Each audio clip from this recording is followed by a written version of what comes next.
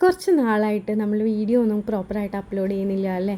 അപ്പോൾ അതിൻ്റെ കൂടുതൽ ഡീറ്റെയിൽ ആയിട്ടുള്ള കാര്യങ്ങളെല്ലാം പറഞ്ഞുകൊണ്ട് ഞാൻ എന്തായാലും ഒരു വീഡിയോ ചെയ്യുന്നതാണ് കേട്ടോ. ഒരുപാട് പേര് എന്നെ അന്വേഷിച്ചിട്ടുണ്ടായിരുന്നു എന്താ പറ്റിയതെന്നൊക്കെ ഉള്ളത്. അവരുടെ അടുത്തൊക്കെ ഈ ഒരു അവസരത്തിൽ ഞാൻ താങ്ക്സ് പറയാണ് കേട്ടോ. ഇന്ന് ജൂൺ 19 വായനാ ദിനമാണെന്ന് എല്ലാവർക്കും അറിയാമല്ലോ അല്ലേ.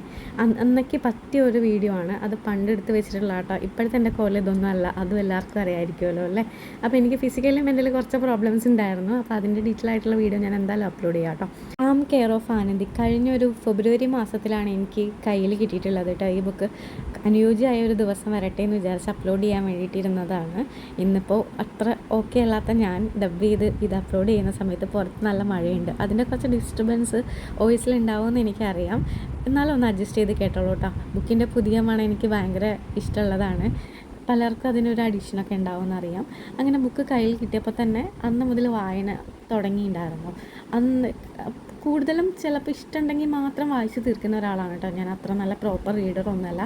പക്ഷെ അമ്മ നന്നായിട്ട് വായിക്കുന്ന ആളാണ്. അമ്മയും ഒരുപാട് ആഗ്രഹിച്ചിരുന്ന ഒരു ബുക്കാണ്. അപ്പോൾ അമ്മയ്ക്കും കയ്യിൽ കിട്ടിയപ്പോൾ ഭയങ്കര ഇഷ്ടമായിട്ടുണ്ട്.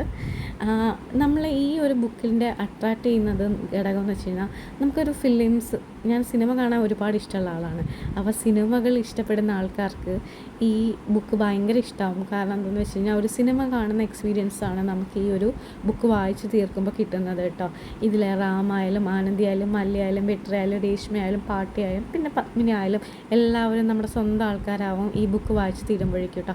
അപ്പോൾ എല്ലാവർക്കും എൻ്റെ വായനാ ദിനാശംസകൾ നേരെയാണ്. അവരുടെയും കയ്യിൽ ഇതിൻ്റെ കോപ്പിയൊക്കെ ഉണ്ടാവുമെന്നറിയാം. എല്ലാവരും ഇനിയും വായിക്കുക, ഒരുപാട് വായിക്കുക. അപ്പോൾ താങ്ക് യു ഫോർ വാച്ചിങ്.